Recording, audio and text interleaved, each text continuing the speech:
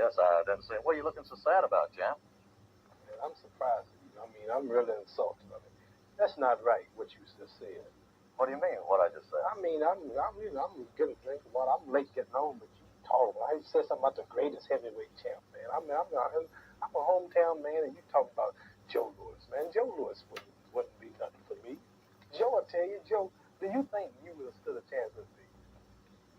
Well, Clay, one time I done my career, I went on a Bomb of the Month tour. Bomb of the month. I would have been a bomb compared to you. We could be on the tour. Oh.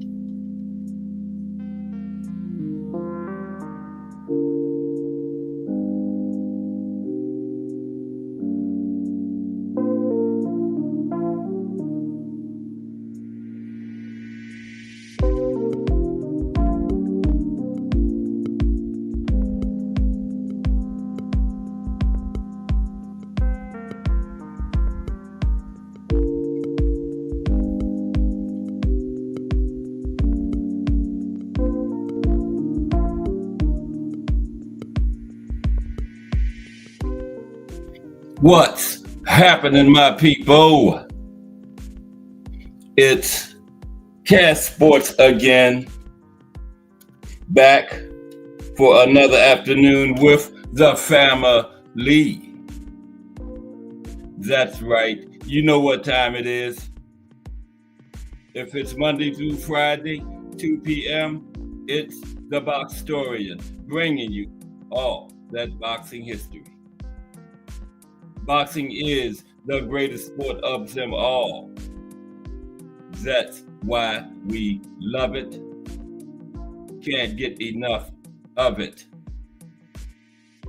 Miss Cass, the legendary Thomas Hill, Mike Mazik, Ace, salute to everyone, and welcome to another episode of Cast Sports, the Boxtorian. Today, the Ali-Frazier Trilogy. The Ali-Frazier Trilogy. How's the family today? Hope everybody had a great weekend. We're getting ready to start off another big week of boxing history. On Mondays, we're going to start looking at some classic trilogies. And might as well start it out with the granddaddy of all trilogies, Ali-Frazier. We're going to look at a little lead up to each fight, the fight, and the aftermath of the fights. We've talked about the Thriller in Manila a lot, but the first two we're going to look at, get deep into all of them today. Okay, but some great boxing this weekend. Regis and JoJo showed off, man. Yeah. The announcers kept saying the loser would be finished, but no, I think JoJo earned another payday. Can he get that type of performance against one of the young guns, or was it just an old head like himself in there against Regis? But yeah, I think he earned another payday. Great fight. Oscar Duarte got it done over Kenneth Sims. I hope B3 didn't bet no money on Kenneth Sims. Like when I picked Duarte Friday, he told me don't bet no money on him. B3, if you're out there, hope you didn't bet no money on Kenneth Sims. Hate to say I told y'all so, but I told him so. Oscar Duarte is not all that, but I figured he had enough to beat Kenneth. I've never really been sold on Kenneth Sims. I figured Oscar would beat him like he did. But yeah, today we are going to look at the Ali-Frazier trilogy. But first, we start the show with the fight of the day every day. So let's get into that. Let's get started with today's fight of the day. Start on every show with the fight of the day. Let's get into that.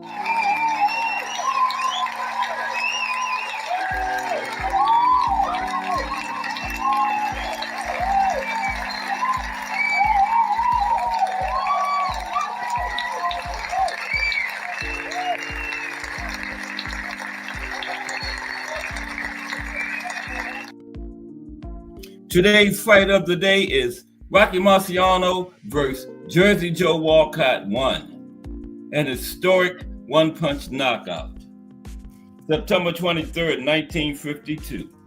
Marciano versus Walcott 1. Okay, let's get into it. Now, after a record-breaking reign atop the big man division, the great Joe Louis finally retired in 1948.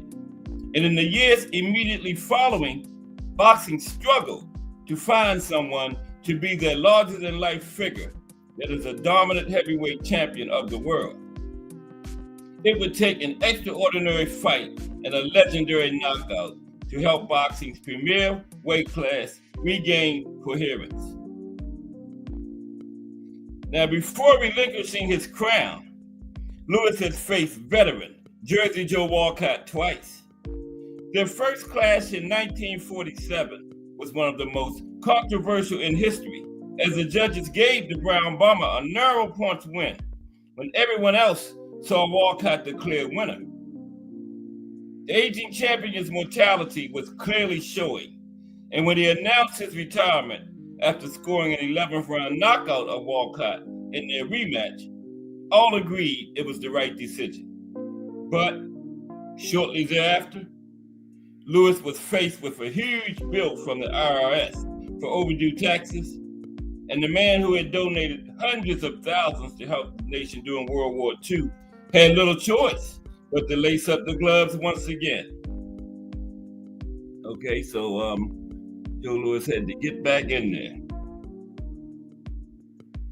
And there's Jersey Joe did drop Joe Louis in their first meeting. Here it is right there. Now, Joe Louis had to lace the gloves back up because of that big IRS bill. Meanwhile, as Charles had emerged as the new heavyweight king with a points win over Walcott in Chicago. He then turned back the challenge of the comebacking Louis and went on to defend the title against ranked contenders such as Nick Barone and Lee Omer. Louis continued to campaign, hoping for another shot and another much-needed big payday. But in October of 1951, he ran into a burly young slugger from Brockton, Massachusetts, named Rocky Marciano. The two contenders battled in Madison Square Garden, and nostalgic fans of the Brown Bomber fought back tears after Louis was knocked out by the younger, stronger man in round 8. Rocky himself was less than euphoric over his win. Imagine looking at Joe Louis lying there on the ropes, Rocky remarked afterwards, and I did it. I don't know if I'm happy about it or not. Yeah, but the Brown Bomber got back in there, so he got what he got, you know. But he did make a big payday, right? He did make a big payday. Okay, there's Lewis getting beat up by Rocky in his final fight. Yep. Okay, so after Rocky beat Joe Louis, meanwhile, earlier that same year, Ezra Charles and Jersey Joe Walcott had fought twice more. The rematch in Detroit yielding another decision win for the Cincinnati Cobra. But more than a few, the verdict represented a second championship robbery inflicted upon Jersey.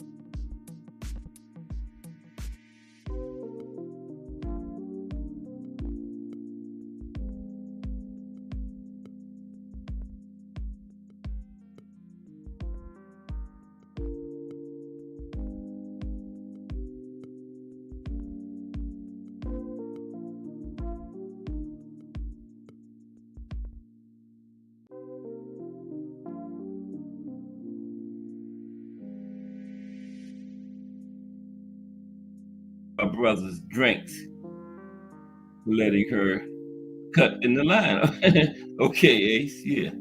Ace has met the Prograde family, said they're very nice people. He seems like it. Yeah, Regis seemed like a nice person. But appreciate you, Ace. Okay, yeah, that's Ezra and Jersey Joe in the trilogy, the one that Jersey Joe won. Okay, so after Ezra, the following June, Jersey Joe beat Charles again, this time on points, while Rocky Marciano had scored 4 straight knockout wins to firmly establish himself as the division's top contender. The stage was set. All could see that the two best heavyweights in the world were Jersey Joe Walcott and The Rock, Rocky Marciano, and thus their battle for the championship drew some 50,000 people to Philadelphia's Municipal Stadium, while also being beamed to a record 50 theaters in major cities across America on the closed circuit. 50 theaters across America. That was the pay-per-view back in the day. You had to go out to movie theaters or later in the 70s, basketball arenas or college campuses or NBA arenas to watch them on the big screen. Closed circuit TV. That was the pay-per-view of that era. But it was being to 50 theaters this fight. Plus 50,000 was on hand at Philadelphia's Municipal Stadium, live to see it. Marciano versus Walcott inspired great public interest, in part because opinions on who was more likely to win were sharply divided. Now, for most, Marciano's advantages in youth and power were too much for a ring-worn 38-year-old veteran like Jersey Joe Walcott to overcome. But more than a few people saw Walcott's edge in experience, ring smarts, and technique as being the deciding factors. Jersey Joe was too old and used up, said some. Rocky was too callow and crude, said others. So the stage was set. Here's Jersey Joe. For his part, Jersey Joe dismissed Marciano as any kind of threat, telling all who would listen how this young kid just did not have the ability to give him a tough battle, let alone defeat him. To the veteran's eyes, Rocky was an inexperienced and unschooled brawler, lacking in finesse and technique. Jersey Joe said, "Write this down," he told reporters. "He can't fight. If I don't beat him, take my name out of the record books." Wow. Jersey Joe said, if he don't beat Rocky, just take his name out of the book. Just forget he was a boxer at all. Wow. That was a big statement there. So what happened? Did Jersey Joe beat him? Here's The Rock. Okay, let's talk about it. And for the better part of 12 rounds, Jersey Joe and his backers were proven correct. Midway through the opening round, Jersey Joe stunned the challenger, not to mention the huge crowd, when he snapped home a sharp left hook that gave Rocky the first knockdown of his career, right? And Rocky was up at the count of 4, but he was clearly hurt, and he took a beating for the rest of the round. First round, Jersey Joe jumped right on and dropped him and beat him up.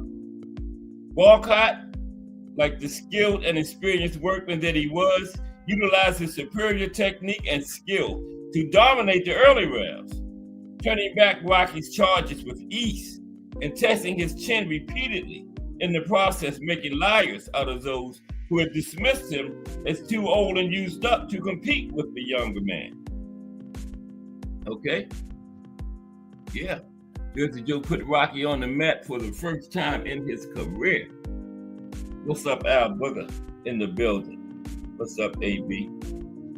Yeah, fight of the day is Rocky Marciano, Jersey Joe Walcott won.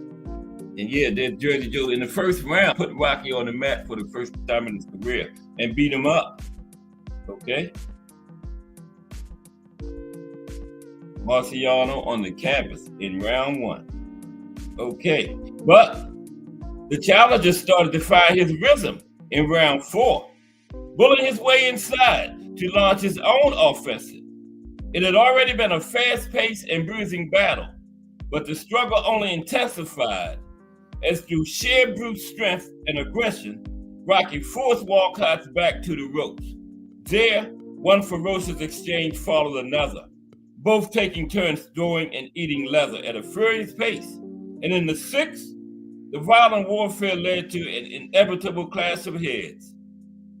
The challenger Rocky suffered a cut on his scalp.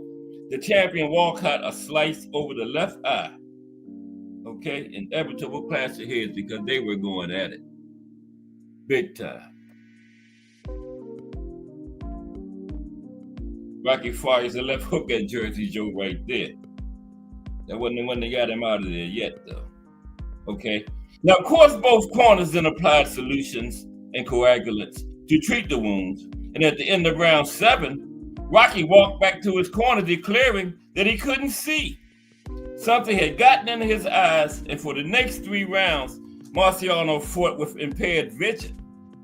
Jersey Joe didn't need to be asked twice. He took full advantage of his now vulnerable opponent, easily avoiding most of the challenger's forays and then countering with precision, landing big shots again and again, opening up more cuts, raising swelling around Rocky's left eye.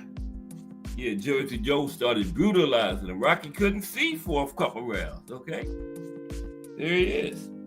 Walcott was in command. Then came round 13. It was proving a most impressive performance. The wizened 38-year-old Walcott, a veteran of so many battles with so many great fighters, one of the very few to defeat the legendary Joe Louis, only to be denied by the judges, was doing all he said he would do and outdueling the younger, stronger man with authority. After 12 bruising, fast-paced rounds, Jersey Joe was clearly in command, so far ahead on the cards that Rocky needed a knockout to win. Experience, skill, and ring intelligence were proving too much for raw power and youthful exuberance, as Rocky, while inflicting his share of punishment, increasingly appeared out of his depth. And then it happened.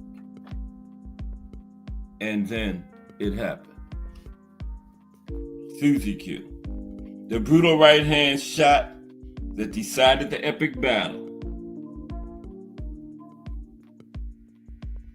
And then it all came to a crashing end. Marciano answered the bell for round 13 with malice in his heart, intent on turning the tide and finally imposing his will. He stalked the champion from a crouch, forcing him to retreat while brandishing his left hook, compelling Jersey Joe to be on guard for the left hook. But when Walcott's back touched the ropes, both men unleashed big right hands. It was akin to the stereotypical gunslinger duels from the old Western movies. The two cowboys drawing their guns in the dusty street, each man firing a single killer shot. Each man firing a single killer shot. That's what happened. And Rocky was the quicker draw, as Walcott, anticipating the left hook, never saw the right coming. A perfectly timed shot that barely traveled 10 inches. The punch was the equivalent of a circuit breaker, landing flush on Jersey Joe's chin and instantly turning off the lights. An unconscious Walcott collapsed in sections into the ropes, his left arm hooked over the middle strand, suspending him as Rocky landed a gratuitous left. The referee then pointlessly told the 10 count as Jersey Joe's insensate body slowly surrendered to gravity and came to rest on the canvas. The referee could have counted to 1,000 if he wanted to, could have counted to 1,000,000. Jersey Joe was out before he even hit the mat. They said he was out for like 5 minutes. The final seconds of Jersey Joe Walcott's title reign. There it is, as the referee counts him out. That short, vicious right hand from Rocky will forever be one of the most consequential punches ever thrown in a prize ring. A single blow not only erased Walcott's lead on the scorecards, but also marked the beginning of a new chapter in the history of the heavyweight championship and the end of Jersey Joe's Cinderella career. Marciano versus Walcott 2 took place 8 months later, and those hoping for another dramatic and action-packed battle were left completely disappointed. Walcott was knocked out in the very first round, the defeat demonstrating that a single right hand from the first fight had destroyed Jersey Joe's confidence and finished him as a boxer. Rocky went on to rule the heavyweights for the next 3 years, imposing order on the chaos that had ensued after the retirement of the Brown Bomber. And years later, when asked about the toughest battles in his career, Marciano would point to that first brutal slugfest with Jersey Joe as a grueling test he was grateful to have passed. There you have it, the fight of the day. Marciano Walcott won. All right, so now let's go to the Ali versus Joe Frazier trilogy. Muhammad Ali versus Joe Frazier trilogy. Okay, right now. Okay, excuse me for one moment, please. Memento.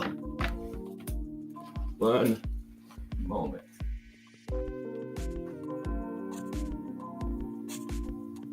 Okay. All right. Okay. Oh.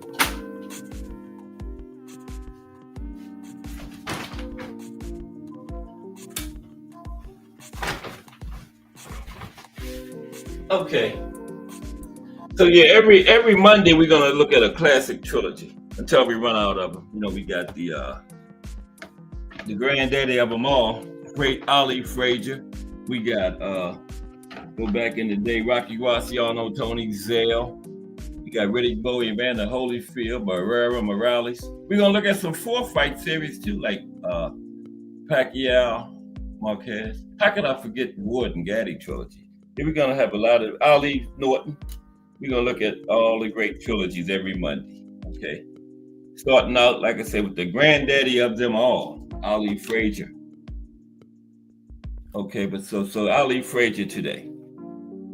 But yeah, great weekend of boxing. Regis and JoJo. I think JoJo earned another payday with that performance. You know, can he do that against one of the young guns, or was it just against an old head like himself, Regis?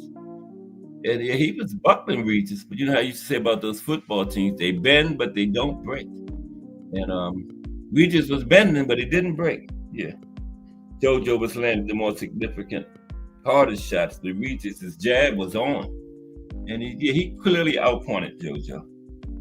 Oscar Duarte. I just haven't not sold on Kenneth Sims, you know.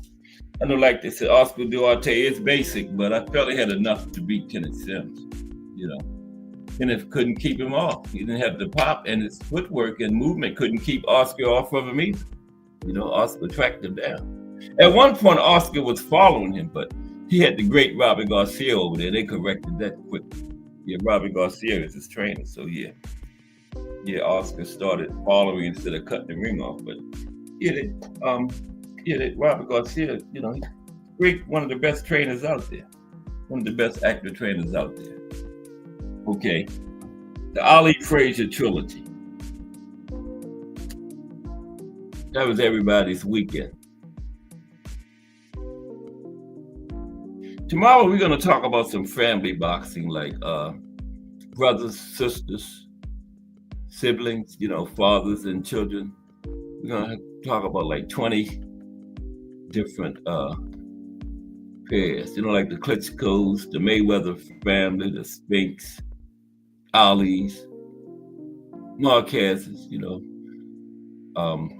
Rafael and Manuel Marquez. Yeah, that's what tomorrow is going to be.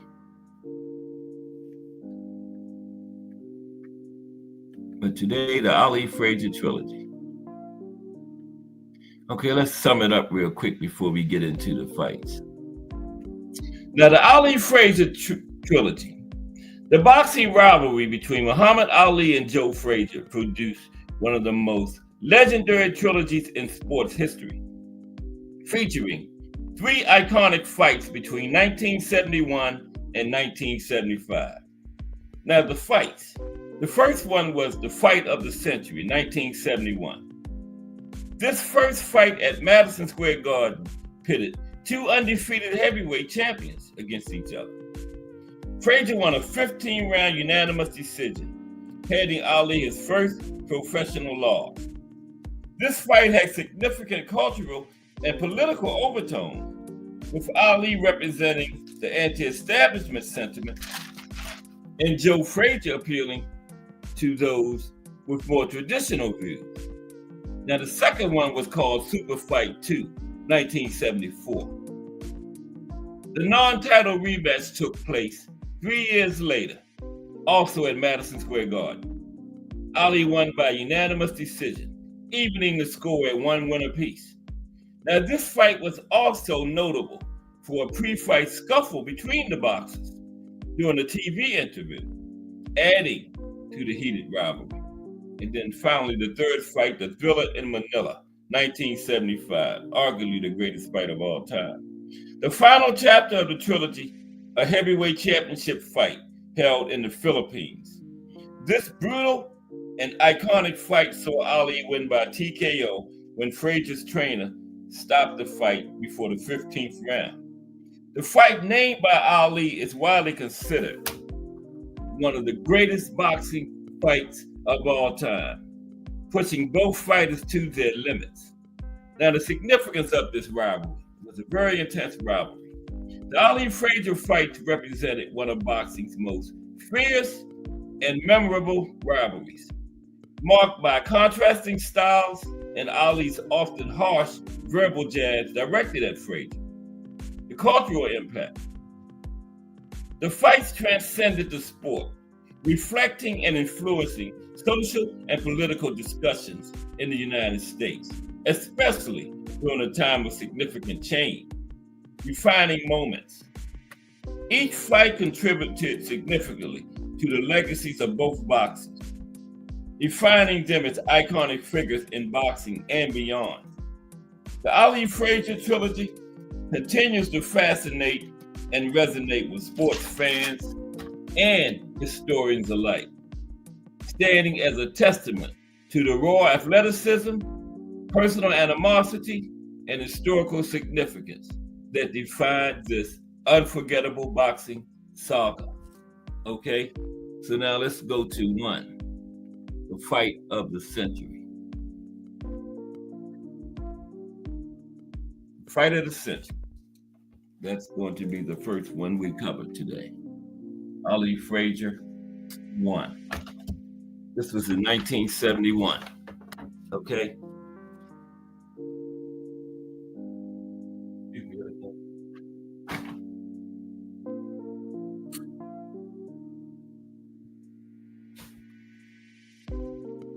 Okay, last interruption. Okay, yeah, this was a fight where Ali had been suspended, remember, and was stripped of his titles, and then Frazier won the titles while Ali was gone. So both of them had legitimate claims to the titles coming into this fight. Okay, this was the fight of the century. Ali-Frazier won.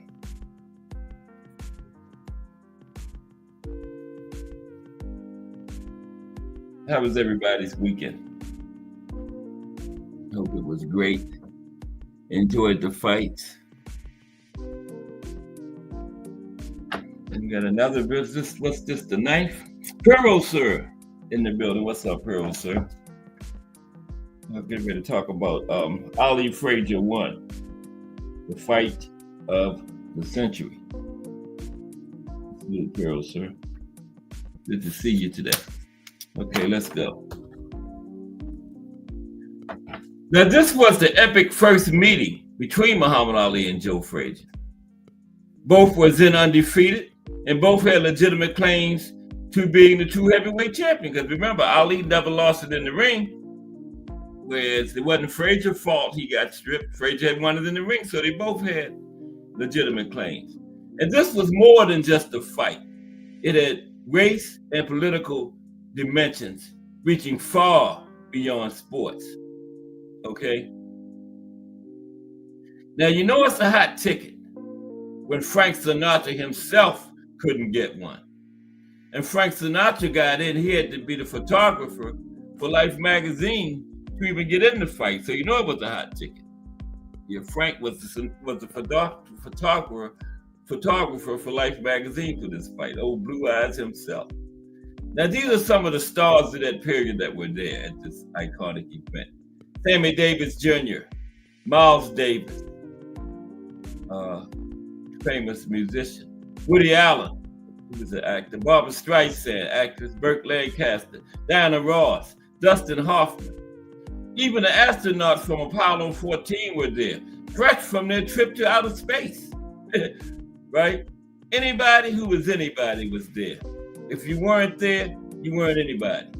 That was Gene Kilroy, Ali's business manager, said, right? This fight was broadcast in 50 countries in 12 different languages. Over 300 million people tuned in to watch the fight live, including 27.5 million in the UK. Roughly half the entire population of the country was watching this fight in the UK, okay? Now, stripped of the title and boxing license for refusing the draft, Ali had recently returned from 3.5 years on the sidelines. They came into the fight with a record of 31 wins, no losses, 25 knockouts, okay? So for those who say Ali didn't have power, came into this fight with a knockout ratio of 80.6%. And I told you Ali had a 23 fight stretch where he went 23-0 and 20 of them was knockouts. Oh yeah, Ali had power, okay? Now Frazier emerged as champion during Ali's exile, and he was a slight favorite coming into the fight. Frazier was 26-0 with 23 knockouts, okay?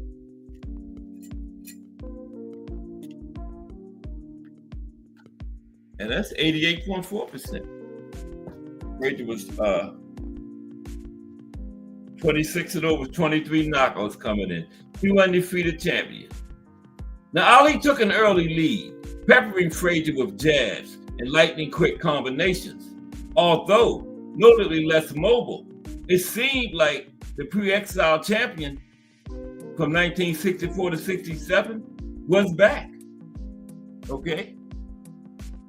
He was noticeably less mobile, but it seemed like he was back. Now, Frazier, however, would not be denied. And from about the 4th round on, Frazier repeatedly found ways to get inside, catching Ali with huge left hooks to the body and head. Yeah, Frazier found a way in. I told you about that footwork of Joe Frazier. As a matter of fact, I can show you better than I can tell you. check this out. Look at that, beautiful man. Look at Joe Frazier. Right there in Ali's face. Look at it. Short steps, he's gonna hop. Look at that, that's beautiful. Look at Smoking Joe work, hop. Look at that. Ali can't shake him.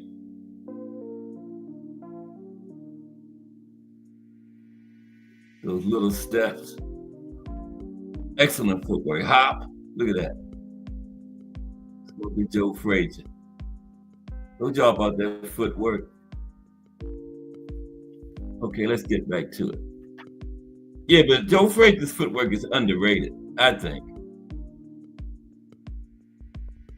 Okay. Now where were we? Yeah. Crush the legend in the building. What's up, Crush? We talking about the Ali-Frazier. So we're gonna do some trilogies on Mondays, Crush. Today, the granddaddy of them all, Ali-Frazier. We on one. The first fight right now, the fight of the century, where they both had legitimate claims. Ali didn't lose it in the ring, he was stripped, but it wasn't Frazier's fault he got stripped, and Frazier came along and won the titles in the ring. And then they settled it right in the ring, okay? So, yeah, Frazier started coming on from the fourth round, and he found ways to get inside. You just saw that beautiful footwork and he used, right? And he started landing huge left hooks to Ali's body and head. And Ali could not keep pace. And although he was falling back in bursts, he appeared to be too visibly tired by the midway point of the fight, okay? Now round 11 was particularly torrid for Ali, as he was repeatedly staggered by huge left hooks from Joe Frazier. Repeatedly staggering Ali. Now the referee Arthur McCante said they both threw some of the best punches I've ever seen. That was from the referee, Arthur McCante. Senior. Okay.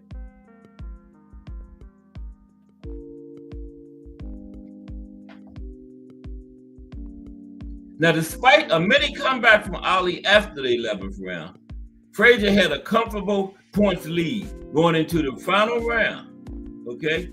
And Frazier would close the fight strongly, knocking Ali down heavily with a terrific left hook early in the 15th round, okay? Dropped him.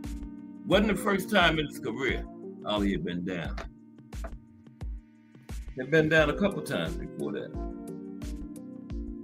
And with that left hook that Frazier hit him with, for 99% of heavyweights, that shot would have ended the fight. Okay? For 99% of heavyweights, that shot Joe Frazier landed on Ali would have ended it. Remarkably, Ali calmly rose at the count of 4.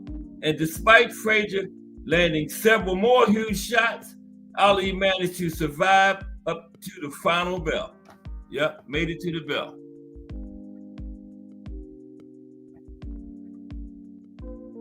Despite the result, which was a unanimous points win for Joe Frazier, the bravery of this performance would only add to Ali's legacy. Terry Akers in the building, my favorite sister-in-law. What's up, Terry? And Mike Rim.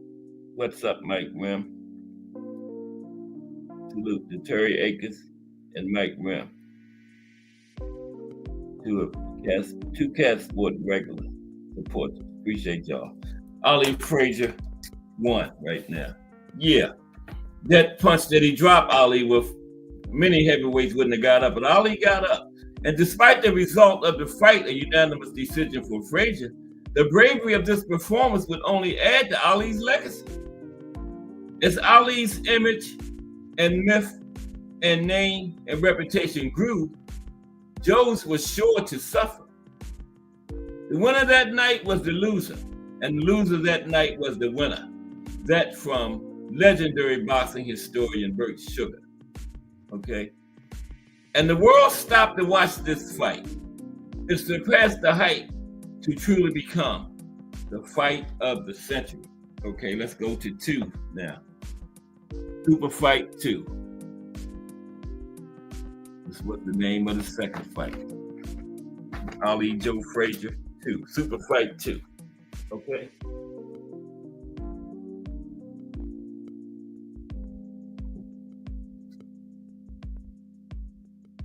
Okay, we're gonna look at the trilogy. We're gonna go to Ali-Frazier 2 now.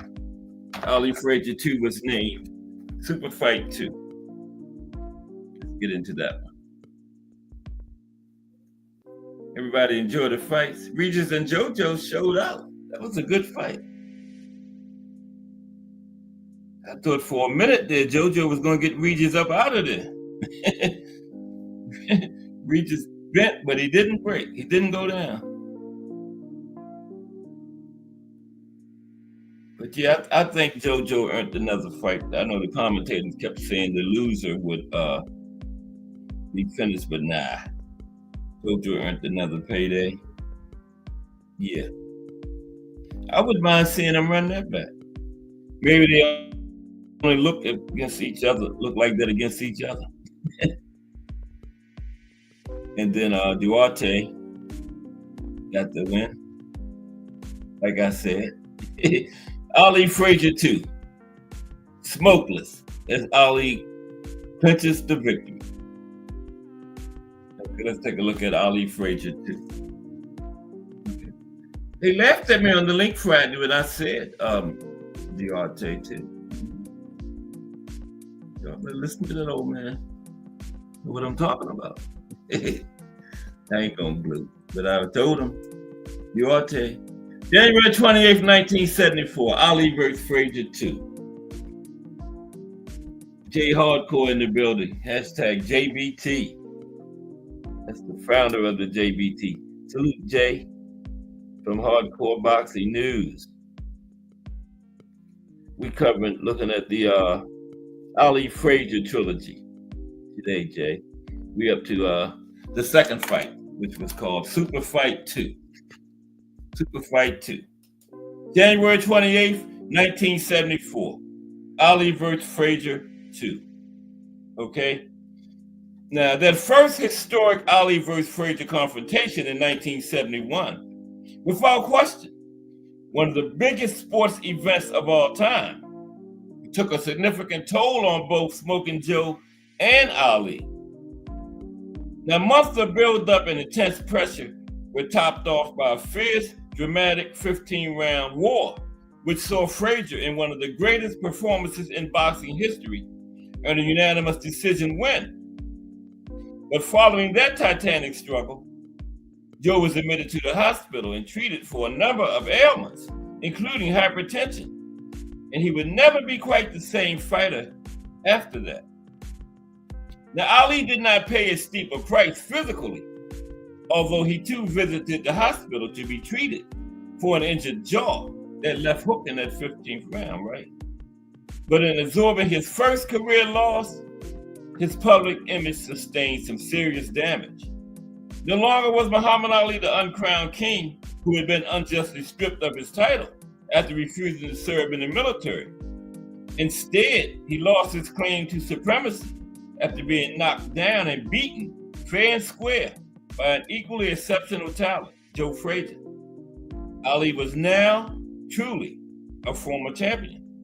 He couldn't go on that I was stripped and I'm really the champion no more because Joe Frazier had beat him right there in that ring. So he was truly now a former champion. Okay? Okay, Jay. Jay said he been in peekaboo mood. Appreciate you, Jay Hardcore. Okay. Jay was instrumental in me getting my channel started a few years back. Yeah. Ran some ideas, bounced them off, Jay. But okay, salute, Jay. Okay, yeah, Frazier Ali 2. And by the time of Ali vs. Frazier 2, so was Joe, a former champion, right? After a couple of wins against overmatched opposition in 1972, Joe took on a young contender named George Foreman, the 1968 Olympic gold medalist, undefeated with 34 knockouts and 37 wins. Having vanquished Ali, Frazier was viewed as a truly dominant champion, and there was little reason to think Foreman might take the title away from him.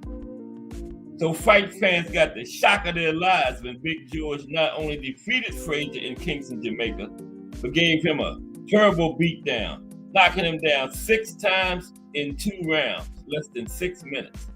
As Howard Cosell repeatedly bellowed from ringside, "Down goes Frazier, down goes Frazier."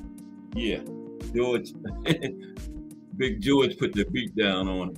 And Joe was actually favored going into that. Yes, he was. Now, during this same time, Ali had kept a busy schedule. Ali had 10 fights over 18 months before suffering his own setback just 2 months after Frazier lost to Foreman, a 12-round decision loss to a young unheralded contender named Ken Norton. Worse, Ali suffered a broken jaw during the fight and was out of action for months while it healed. Now, though both Ali and Frazier got back in the win column before the year was out, Joe took a clear-cut points verdict over rugged Joe Bugner in July, and Ali squeaked by with a revenge split decision win over Norton 2 months later. And so, the stage was set for a high-stakes non-title rematch between Frazier and Ali, the winner to get a shot at Foreman. I think Ali might have had the NABF in that fight, the North American Boxing Federation title, but no major title was on the line. I think this Joe Frazier and Joe Bugner. Yeah, that was in it. That was after Foreman beat him down. Frazier got back in the win column against Joe Bugner, a rugged fighter during that time of the legendary era of heavyweights, Joe Bugner. Now, long before the second fight was signed, many people wonder why Ali-Frazier 2 had not already taken place. It took 3 years, remember? After the extraordinary success of their first encounter, it seemed a safe bet that a rematch would happen before too long. But the months passed, and the champion showed no interest. The reason was simple. Frazier hated Ali, but Frazier liked to taunt him and call him Clay, right? Because during Ali's forced exile, Frazier had worked to help his rival regain his boxing license, and had even loaned him money. But once contracts were signed for the 71 fight, Ali, seeking to establish a psychological edge, had mocked and taunted Frazier, calling him ugly and ignorant, and labeling him as an Uncle Tom. To Frazier, this was betrayal, because Joe really thought they were friends. Like, he loaned Ali money, helped him get his license back, and Ali just dogged him. Ali went way overboard, so Joe would really hate him.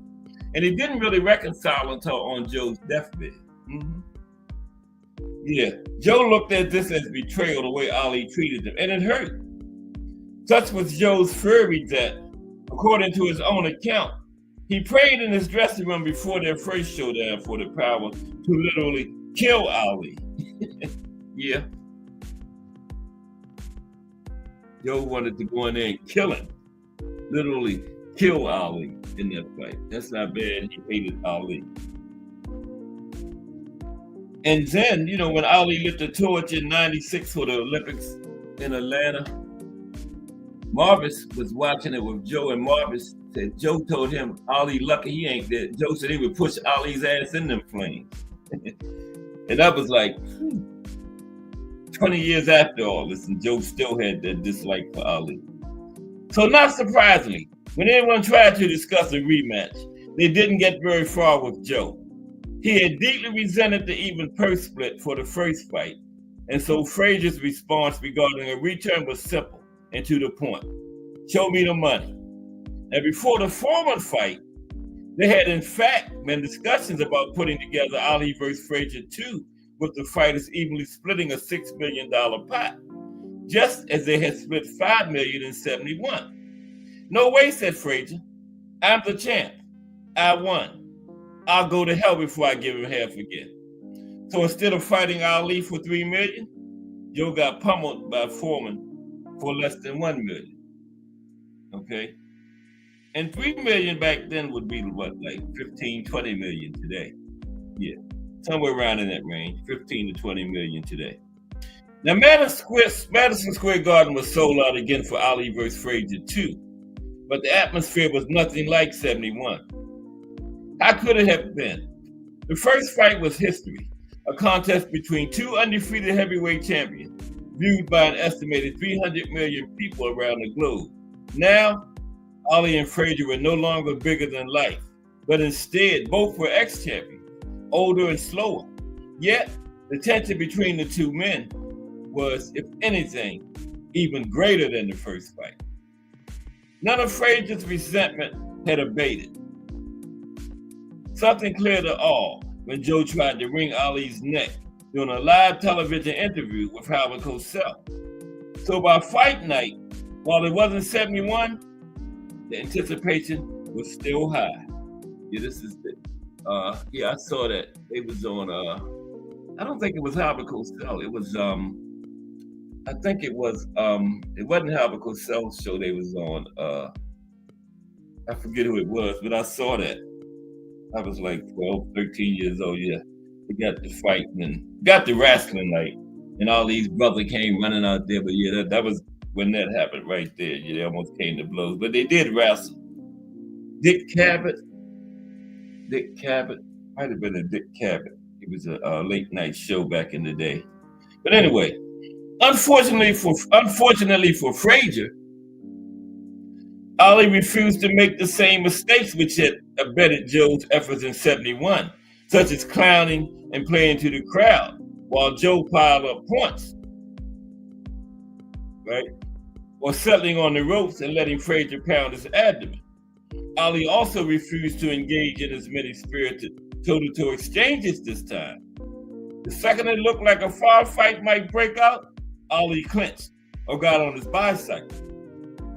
Concentrating on lateral movement and using the entire ring, Ali circled and danced, landing quick jabs and 1-2s and hugging Joe anytime he threatened. It didn't make for thrilling action, but it did allow Ali to establish a commanding lead on the scorecards as he swept the first 4 rounds, even staggering Frazier in the second with a right hand.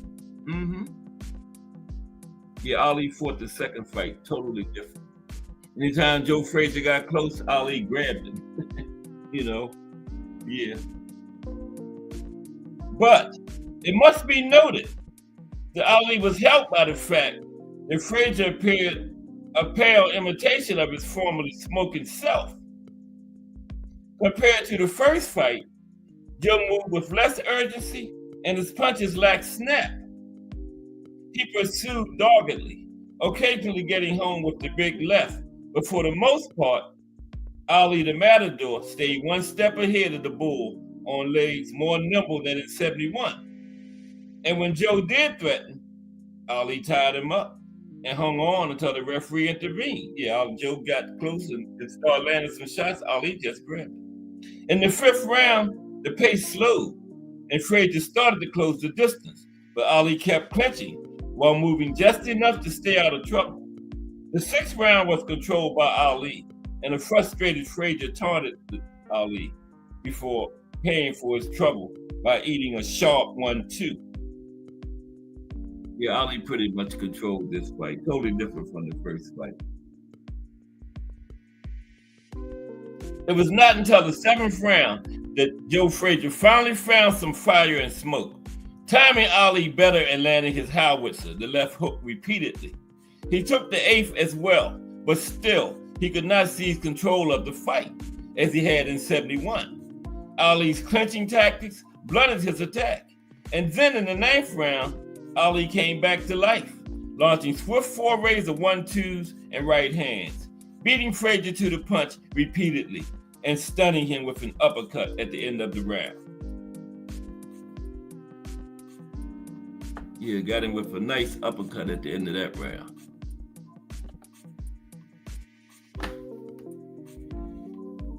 Now, it was obvious that Frazier needed a knockout to win.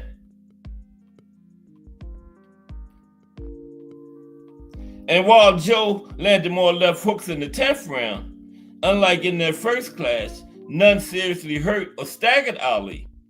Both men connected in the 11th round, the best action round of the fight. And in the final stanza, it was only 12 this time, Ali closed the show, throwing one flurry after another and giving the crowd the Ali shuffle as he swatted at Frazier. And yet, it was clinches, not punches, which allowed Ali to control much of the action. And fittingly, as the final bell sounded, it found the two heavyweights tangled up in each other's arms. Yep. Ali was not going to let that left hook get through on him like it did in that first fight. The contest had lacked the intensity, the drama, and the ebb and flow of their first historic duel, and this time there was no suspense in terms of the outcome. Ali had clearly won no fewer than 7 rounds. It was a 12 rounder this time. Frazier and his trainer Eddie Futch would complain about the referee's unwillingness to penalize Ali for its constant holding, but Joe had simply not been busy enough to engender much sympathy. It had been a very good heavyweight fight, yet a somewhat anticlimactic affair, certainly not a classic. And now attention shifted to the prospect of the crafty Ali challenging the indomitable George Foreman in the famous Rumble in the Jungle. But as disappointing as that second fight was, the Thriller in Manila more than made up for it. Okay? So let's go to the Thriller in Manila. The third and final fight between Ali and Frazier. Thriller in Manila. Okay. It's 1-1. This was the rubber match, too.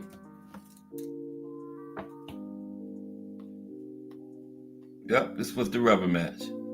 Thriller in Manila. All right, let's get into that. What's happening in the chat? Okay. All right, the Thriller in Manila. This was the final rubber match between these two great champions, Muhammad Ali and Joe Frazier. This is probably the greatest fight ever in any weight class, the Thriller in Manila. This was the third and final fight between Muhammad Ali and Joe Frazier. On October 1st, 1975, Ali and Frazier met for the third and final time for the heavyweight championship of the world at the Philippine Coliseum in Quezon City, Philippines. Ali had took the title from Foreman in the Rumble in the Jungle. And this was again for the first fight, Frazier was the champion. Second fight was a non-title match. This time, Ali held the titles. Okay? Quezon City in the Philippines. Now, Ali won by technical knockout, following Eddie Futch, Frazier's chief second, going in the towel prior to the 15th round. Now, the fight's name is derived from Ali's rhyming boast that the fight would be a killer and a thriller and a chiller when I get that gorilla in Manila. Okay. Ali repeatedly said that rhyme and had this little jet black gorilla. Anytime he got on camera, he called it Joe Frazier and he would beat on it, right? Yeah. And he would say, it would be a killer and a thriller and a chiller when I get that gorilla in Manila. But Ali had no idea what he was signing up for, because Joe Frazier was ready this time. Ali had no idea what he was signing up for. The general belief before the fight, not just Ali's, but in the media, was that Ali was giving Joe one last big payday before sending him off into retirement. Ali did little training, instead wrapped up in his personal life, including an affair, which made headlines all over the world, and an entourage nicknamed the Ali Circus. Yeah, because Ali, when he went to the Rumble in the Jungle in Zaire against George Foreman, he took his mistress with him, left his wife home. But guess what the dummy did? His wife saw him and his mistress on TV from Kentucky. In Manila, in Zaire, she saw Ali and his girlfriend. His wife saw him on TV. So his wife got on a plane and came over there. That was crazy. Yeah. Right. But anyway, yeah, everybody thought that his entourage was called the Ali Circle. And Ali really didn't train hard and everything, and Frazier was in the best shape of his life. Frazier, on the other hand, was singularly focused and training with a grim and determined intensity. Frazier had a deep and unforgiving hatred for Ali. He had never forgiven Ali for painting him as the villain in their fight in 1971.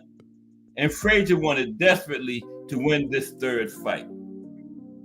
Not only had Joe trained fanatically for months for this third fight, Eddie Futch moved his camp for the final phase to the mountains in the Philippines.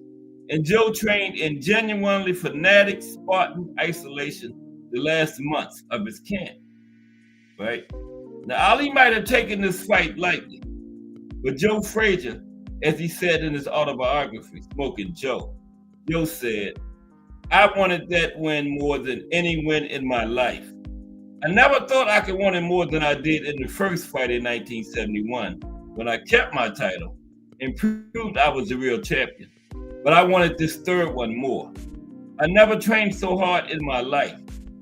Eddie told me, Eddie Futch, his trainer, told him, "You are not as good as you were in 1971, but neither is Ali. And Joe, you are ready." And Frazier said, "I was ready." Right? And Joe Frazier was at the end of his career. And he knew it. He knew he was at the end.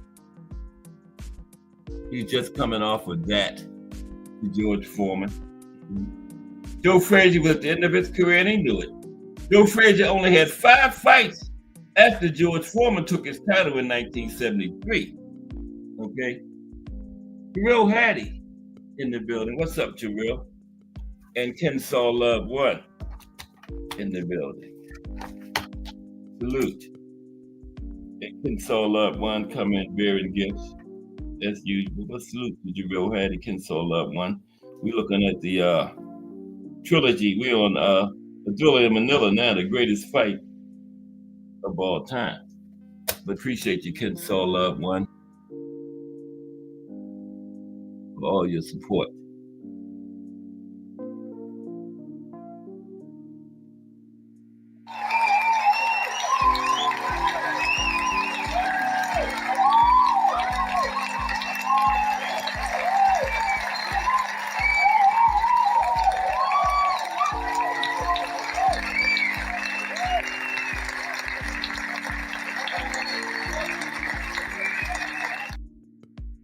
Appreciate you, Kensaw Love 1.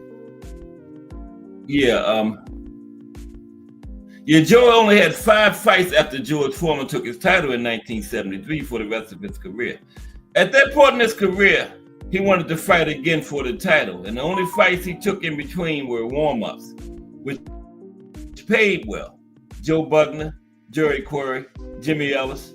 He had that other fight with Ali and Foreman. Right, those were the 5. Now, the third fight with Ali checked all the boxes. It was a revenge fight against the man he hated with a passion, and it was for the title. For Joe Frazier, to take the title back from Ali would be the fulfillment of his career, and to do it from Ali would be the sweetest victory of his career, okay? Joe Frazier went into Manila blind in one eye, which was not known outside his immediate circle and family. And Eddie Futch and Ken Norton. Those were the only ones who knew he was blind in one eye. And generally viewed as washed up.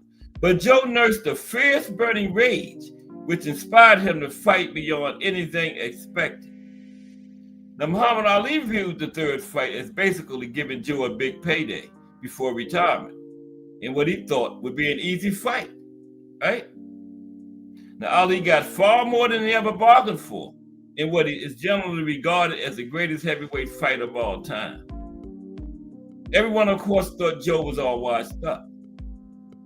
George Foreman had beat Joe Frazier up in a way no undisputed champion had been battered since Sonny Liston destroyed undisputed heavyweight champion Floyd Patterson, right? Further, Unknown to anyone outside his circle, like I was saying, Joe was legally blind in one eye. Outside of his family, only one knew was Eddie Futcher and his good friend Ken Norton, right? And yet, the blind guy with a disabled left arm he couldn't straighten out had become undisputed heavyweight champion and won a gold medal at the Olympics. But after Foreman, how much did Joe Frazier have left?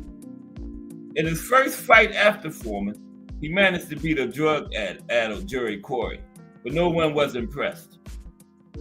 His second fight after Foreman, and last fight before Manila, was against Jimmy Ellis, who had beat for the WBA title all those years ago in 1970, right? Joe went through Jimmy Ellis in 4 rounds. This time it took 9 rounds, and the aging Ellis clearly beat Joe for the first 3 rounds. And Muhammad Ali saw film of that fight with Jimmy Ellis and thought Joe Frazier was done. When a third fight was broached to him with Frazier, Ali's reaction was, "Give Joe the payday." That's what he said, "Give Joe the payday." And Ali would say years later,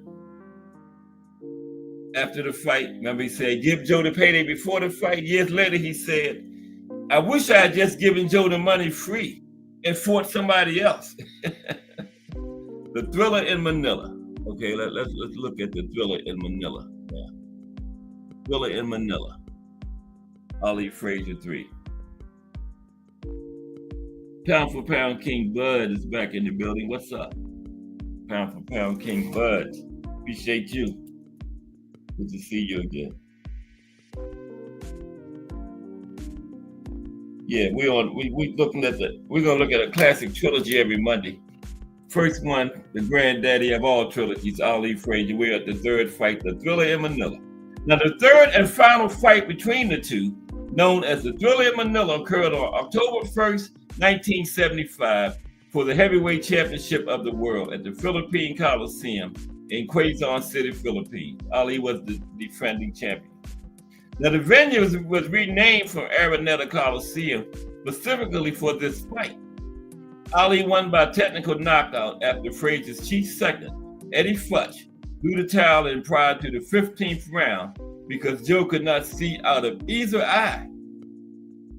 Okay? Frazier, with the heart of a lion, still wanted to come out, blind or not. In Manila, Ali later admitted to Thomas Hauser he had come into the fight believing Frazier was finished. In the 6th round, after Frazier stepped up his legendary body attack, Ali said to Frazier, "Joe, they told me you were all washed up." Frazier said back to Ali, "They lied." The fight started predictably, with Ali moving and jabbing, seemingly at will, but Frazier, in his own stolid way, was just getting warmed up. Yeah, Joe historically was a slow starter. And the tide began to turn. Ed Schaller, an Associated Press sports writer who was ringside, said, in the 6th round, Frazier hit Ali with a left hook. That's the hardest punch I've ever seen. Ali's head turned like it was on a swivel. And that's when he told Frazier, "I thought you was finished," and Frazier said, "They lied." In the late rounds, starting in the 12th, Ali again took over the fight, hitting Frazier again and again, while Joe continued to pursue him. In the 13th round, a hard left knocked Joe's mouthpiece all the way out into the audience. Yeah, remember that. Knocked Joe's mouthpiece out into the crowd. The 14th round was terrible. Frazier was spitting blood and his left eye had closed altogether and his right eye was only a slit. And Ali gave everything he could in that 14th round, but he couldn't get Frazier down. He could not get Joe Frazier down, okay? Sports writer Frank McGee, ringside reporting for the newspaper Daily Mirror, wrote of the last 2 rounds. The main turning point of the fight came very late. It came midway through the 13th round, when up 2 tremendous right-hand smashes sent the gum chair sailing out of Frazier's mouth. The sight of this man actually moving backwards seemed to inspire Ali.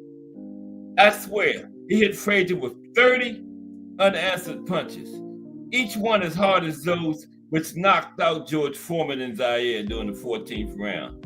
But Frazier didn't go nowhere. Frazier just kept coming. Smoking Joe just kept coming. Yeah. Both men were beat to a pulp, but Ali could still see and Joe could not. And Joe didn't care. He kept right on trying, blind or not. Ali was so far ahead on points that Frazier could not have won, even if he came out and finished the fight. Referee Carlos Padilla had Ali ahead by 6 points, 66-60. Judge Larry Nadayag had Ali up by 4 points, 66-62. And Judge Alfredo Quazon had Ali up by 5 points, 67-62. Joe could not have won without a knockout, and Ali was never knocked out in his life, and Joe was blind in both eyes, so a knockout was not happening. Joe himself said in his autobiography that he was essentially fighting Ali blind. Joe said, "I figured if I could get close enough to Clay, I might be able to nail him. What the hell? He was no fresh daisy. I'd put the cam boogers through the ringer." Joe was just trying to get close and get one good shot in. Now the punches were coming at me, and I just couldn't make them out. This is Joe talking. All I knew was that Clay was a fuzzy vision, and the less I could see of him, the more it cost me. There was nothing else to do. There was always the chance that I could fire the big one at him. Tired as he was, if I could nail him one more time, who knows what would have happened. But Eddie Futz stopped it. Joe Frazier, operating on sheer willpower alone, never went down and was ready to come out for the 15th round, hoping that even blind couldn't see out of either eye, legally blind in one and the other eye closed. He just hoping he could land that one big shot. But Eddie Futz, after the 14th round, saw that Joe was literally blind and stopped it. Joe Frazier, despite not being able to see, kept saying, "I want him, boss. I want him." Eddie Futz said, "Sit down, son. It's all over. But no one will ever forget what you did here today." Both fighters came to the fight older, more weary than when they had last met. But after Manila, both men were terribly damaged physically, and one of them was irreparably bitter. Both men were never the same. Both men were never the same after that fight, Philly and Manila. Both men were beat to a pulp, but Ali could still see, Joe could not. John Brown has written on this. Ali was exhausted. Ali was so far ahead on points that Frazier could not have won without a knockout.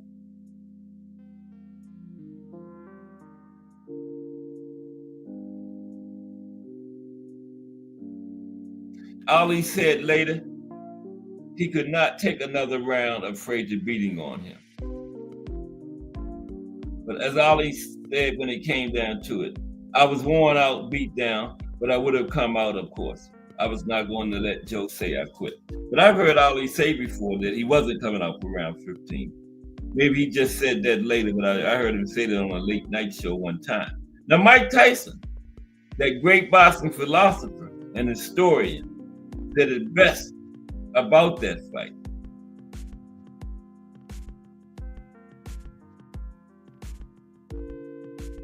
In a 2012 interview, Mike Tyson described how Ali collapsed to the canvas after stopping Joe Frazier in their third fight in 1975, after being ready to come out for the last round. He had too much pride. He'd rather die than let somebody beat him, said Tyson. Mike Tyson is a proud, very, very well-versed boxing historian. Asked repeatedly about beating Ali, this is his response: "Nobody beats Ali." And Mike explains that those who grew up in the 80s and 90s and perceived Tyson as the winner just because he hit harder and had bigger muscles let themselves be fooled by Ali's physical appearance. Ali is an effing animal. He looks more like a model than a fighter. But what he is, he's like a Tyrannosaurus Rex with a pretty face. That was Mike Tyson talking. Ali would take you in deep waters and drown you. But it was Ali's psychological makeup that impressed Mike Tyson the most.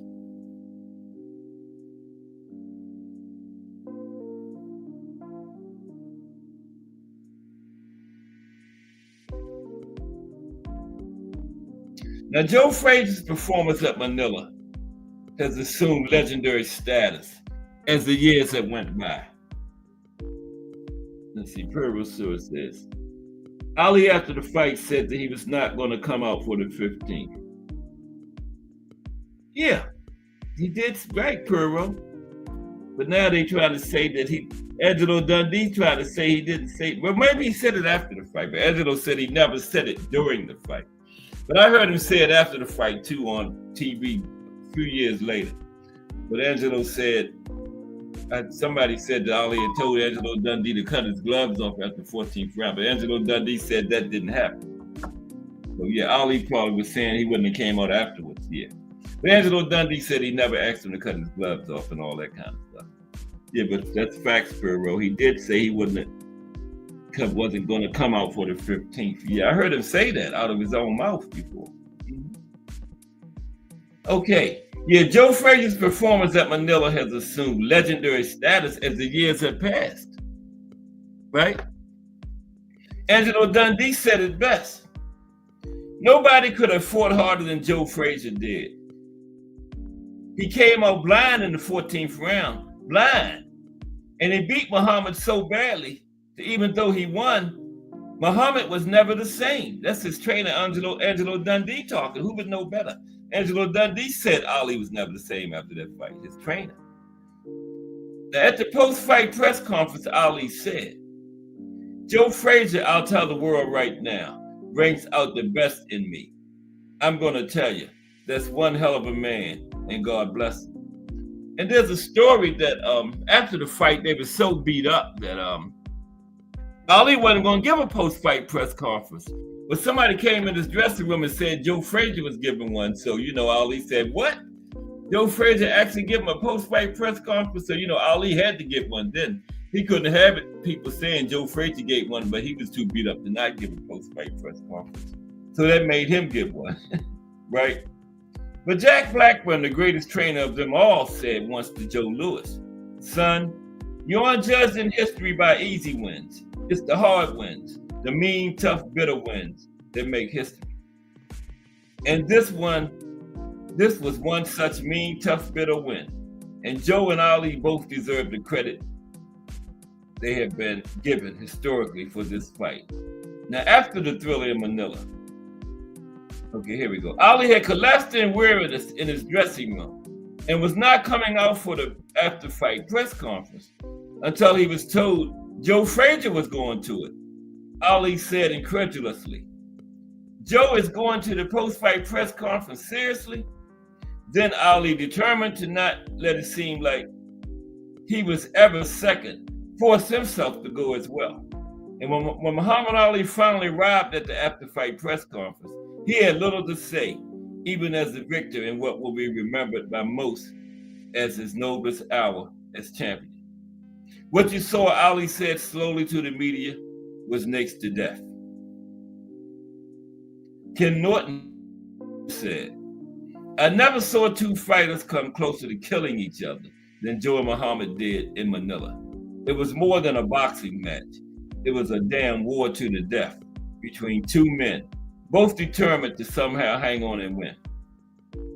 Now, Frazier only fought one more time in his career, a final forlorn effort to avenge his defeat by the only man who he had never beat, George Foreman. Because only two men beat Frazier, Ali and Foreman, and he came back, and he did beat Ali in 71. So he tried to get back against Foreman, the only man he had never beat, right? And despite his best efforts, he was defeated again and retired. He returned just once after that and had a draw with a non-contender, and then he retired for good. Now, Ali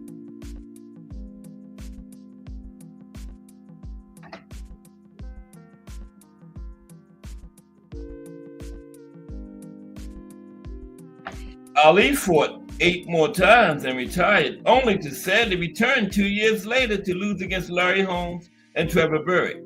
So sick, he could not pass a fight physical anywhere in the United States. He was already suffering from Parkinson's at that point.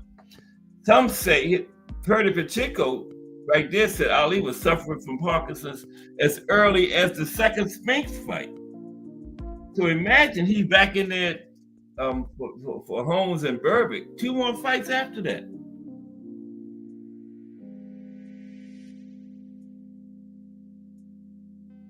Yeah, that's right, Perro. Yeah, he waited until seconds out. Yeah, Perro said Ali might said that he wasn't going to come out, but reason was he waited until seconds out. Yeah. Okay. So yeah, Ali amazingly came back. He fought 8 more times after that, right? And as early as the second Spinks fight, he was suffering from Parkinson's already. Couldn't even pass the physical for the Burbick fight. They found, guess who passed it for the physical for the Burbick fight? It wasn't even a medical, it was a doctor, it was a psychologist. A psychologist, right? Now the fight doctor, that's him and Purdy right there. The fight doctor, Purdy Pacheco joined Ali's camp in 1962 and stayed with Ali for 15 years as his friend, confidant, cornerman, and fight physician until the Shavers fight convinced him that Ali should retire, and the two ended a long relationship. It wasn't the first time the doctor had raised the issue of retirement for health reasons. Dr. Pacheco had become increasingly upset and distraught over the beatings Ali was taking later in his career, especially in the so-called Thriller in Manila in October 1975, when he retained his title in a furious battle with Joe Frazier. Immediately after the fight doctor tried to talk to Ali about retirement. After all, Ali said after the fight in Manila, and recounted it later to Thomas Hauser would say somberly, Manila was the closest thing to death I ever experienced. Over the next 2 years, the fight doctor Purdy Pacheco tried several times to broach retirement with the champ. But as noted earlier, Ali had come to love not just being champion, but his role as American world icon, and he would not consider leaving. The end for Dr. Pacheco as a member of Ali's camp came after Ali took a terrible beating in his 1977 win over Ernie Shavers, which would be the 5th last of his career.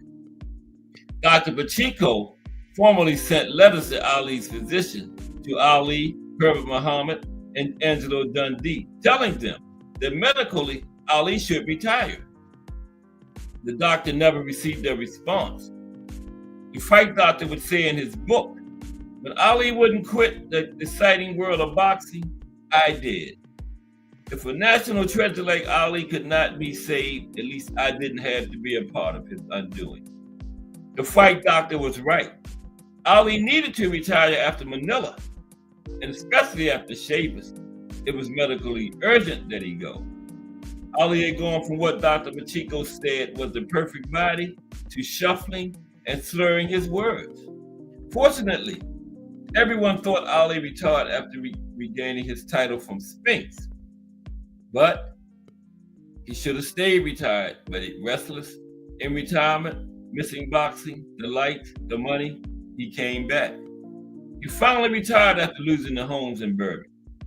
But perhaps the best summary of the fight in Manila came from Ali to Thomas Hauser many years later when Ali said, Joe and I went to Manila as champions.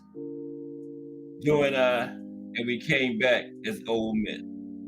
A eulogy to both great champions. Final word of the trilogy. Both men, Frazier and especially Ali, acknowledged that neither would have risen to the heights that they occupy, and neither would have risen to the heights they occupy in the all-time rankings without each other. Ali said it best. I'm sorry Joe Frazier is mad at me. I'm sorry I hurt him. Joe Frazier is a good man, and I couldn't have done what I did without him. And he couldn't have done what he did without me. And if God ever calls me to a holy war, I want Joe Frazier fighting beside me.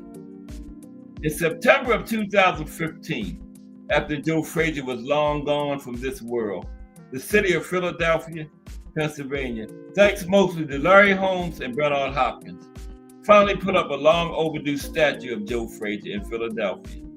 And Ali's business manager, Gene Kilroy, went to the ceremony. He and Marvin Frazier, Joe Frazier's oldest son, then went to Frazier's grave and laid a wreath inscribed with a message from Muhammad Ali. The wreath and message from Ali read, "To Joe Frazier from Muhammad Ali, rest in peace, Joe, until we meet again. Next time, we're not going to fight. We're just going to hug each other. Amen to both champions. May they rest in peace." There you have it. The Thriller in Manila. Joe Frazier versus Muhammad Ali. What harsh words?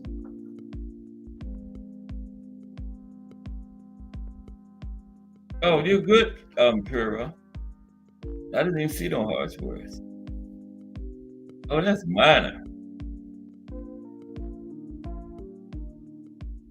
Yeah. You good, okay. I had one more thing. I had two more things. I had some other great classic fights too. Okay. Some other great fights. Let's look at them real quick. Okay. Some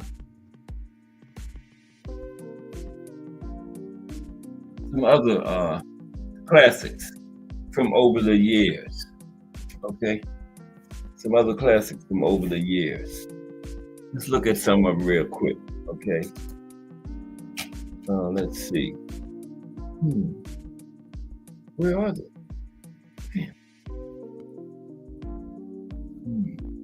Or should I just put the link in? We got some fights from this weekend to talk about. I think I'm gonna put the link in, and then while wait for somebody to hit it, we'll talk about these classic fights I got. Let me put the link in. How's everybody though? Y'all enjoy those fights we had this weekend? Regis and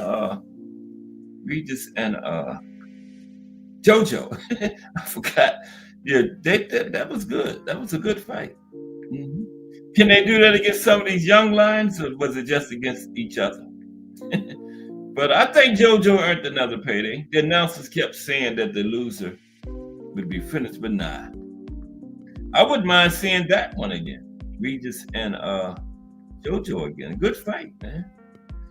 And I told y'all Oscar Duarte was going to beat Kenneth Sims. He laughed at me on the link Friday. I was the only one to pick Oscar. I told him. Yeah, I just wasn't that impressed. I'm just not that impressed with Kenneth Sims. I thought Oscar would have enough to get the job done, and he did. He did. I hope B3 didn't bet no money on Kenneth Sims. B3 told me don't bet no money on Oscar. I hope he didn't bet none on Kenneth.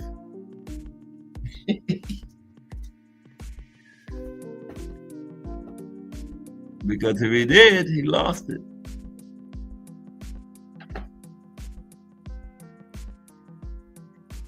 Okay, let's get the little link time in. Or we can talk about, I got a few other classic fights too that's happened over the years. I appreciate everybody that's in the building today. I gotta get out of here at 4 o'clock today too. So, yeah, we're not gonna have one of those marathons today, but there's the link. But I had some other classic fights too. And we can go over if nobody hits the link. Okay. I'm in there where I'm supposed to be at. What was this guy's name that I'm stealing from today? Who is it? Everybody have a great weekend, though. We start another big week of boxing history. We're going to talk about some family boxing tomorrow, you know, like the Mayweathers, Spinks, Julio Chavez Sr. and Jr., Ali's, just some, you know, father, children, brother, sister boxing, the Fondoras. Man, Warren Manuel and Rafael Marquez. Yep. That's what we're going to talk about tomorrow. I got like 20 of them. And yeah, there's been some brothers that actually fought. We're going to talk about that too. Some brothers that actually fought each other in the ring. Yep. There has. There's, I can't even make out. It's Puro. Oh, what's up, Puro? How are you today? I'm doing all right, but how about yourself, Cass? I'm doing good. You had like a different name on there. Yeah, no, I'd be changing my name to mess with the homies and stuff. Oh, okay. It says Captain Check-a-Ho. That's all it says. I said I don't know it. I was gonna still let you up though. But how you doing today, bro? No, I'm doing all right. How about yourself? Everything good, well? Good. Yeah. That's good. What you think about the trilogies? Yeah, you were saying about. Yeah, I heard Ali say that he wasn't coming out from the ground. Yeah, but like, and then the point that you were making, because I do remember the coach. Can't believe Dundee. Angelo, yeah, like literally, like saying that he never did it. Right. But at the end of the day, like literally, like you know, I remember him saying it. I remember him saying that he was gonna tell Angelo to cut the gloves off, but he was also looking at Joe. He was like, he was waiting for the last moment, like literally to see if like maybe he would do the same. I think he probably like sensed that, just like him. He's like, okay, if I feel like this, he's got to feel some kind of way, right? You know, so he's probably like, I'll wait. If I have to say, I'll say, fuck it, I won't come through. Excuse my language, but no, you know. But you could tell. I still remember him looking at the corner. Yeah. And then he got up, and they went right back to his bench. And you know the other story, Joe's son was sitting behind Ali's corner, and he said he could read their body language, and he thought he was trying to signal to his father's corner not to throw the towel in, but they didn't see him. I didn't know that. That's something I learned today. Yeah. I did not know that. He was jumping up and down trying to signal. Trying to say, don't do it. And Eddie Futch, don't throw it in because he's thinking about it. Right. Yeah, no, for sure. And the thing was, like literally, like at that, it didn't. He hated Ali. I know. That's the reason. Like literally, like because at the end of the day, like you could tell, like in the first fight, the only one that he won, the second fight, you could just tell the just the skill gap. Yeah. You know, in between them, like literally, I think if Ali never, because if I remember correctly by all the documentaries I've seen stuff, because you know I'm 40 something, so I didn't live through those fights. I wasn't even born yet, but I've studied them, I've seen all the documentaries, and then so like literally the whole thing was that you know the way that they say it in the documentary and the way that Joe Frazier like describes that time is that he felt betrayed by him. Yeah, like, he was like helping him and stuff like that while he was in his while he was in exile, in his forced exile. So like he's like you know, he hated him, and I believe it. Like if none of that ever happened, where like he felt betrayed, he probably wouldn't have won any of those fights. Probably wouldn't have. He had that incentive. You know, he loaned the money and everything, man. Yeah, and that's the thing about the why. One of the main reasons, if not the main reason, I love boxing is like the best fighter doesn't always win. Yeah, that's like literally, like there's so many factors, and skill is like at the end of the list, in my opinion. Yeah, it's a lot goes into it. Yeah, especially at the highest level. It's, you know, I've seen too many dudes. It's like literally, like on paper, even stylistically, it's like like he'll probably give him a good fight, but there's like very slim chance he'll win, but they end up winning. You know, that's what I love about the sport. It's just like your will has a lot to do with it. Has a lot to do with it. Yeah. And you know, over the years, Ali and Frazier made a lot of public appearances, but they say he didn't really forgive Ali until he was on his deathbed. You know? I've heard a few stories about it. I remember the last or the one of the first ones that like in my lifetime of documentaries that they made. I believe HBO made it. Yeah. Like he was on his deathbed, and he I don't know if that was the first time he said sorry, but yeah, he's on film saying, you know, like we said things to each other, and then he's like, you know, if I said anything, you know, I'm sorry. Yeah. But you got the picture right there, you know, and they're smiling and stuff. So yeah, it definitely buried the hatchet. Apologize a lot, but Frazier didn't accept it till the end. Yeah. No, I mean, betrayal, you know, like I get it. Like right. that's something like I don't know if I could ever forgive, but yeah, like true. You know, I've never been in that situation where it's like Ali didn't do it with no bad intention. So I mean, sometimes it's just like especially boxers, they said that they're hard-headed. Like boxers, like if you ain't hard-headed, you probably ain't gonna be a boxer. That's true. You know, when they had the tournament, when Ali was stripped, they had the tournament. Yeah. Jerry Frazier Quarry didn't and even stuff like that. participate in it. To support Ali, Frazier didn't even participate. He won the titles from Ellis after the tournament, remember? Mm-hmm. Yeah, for sure. Ali. He didn't even get in it, man. So that's why the documentaries I read about it. Yeah, facts. That's why he felt so bad the way Ali treated him, because he thought they were really friends, man, you know? Yeah. And they probably were. It's just like literally like Muhammad Ali, he's never like changed the story or anything. It's like literally he thought that Joe knew it was all to sell the fight. Right. Like that's all it was. You know, but he didn't get it. No, Joe probably said he went too far, man, you know. Yeah.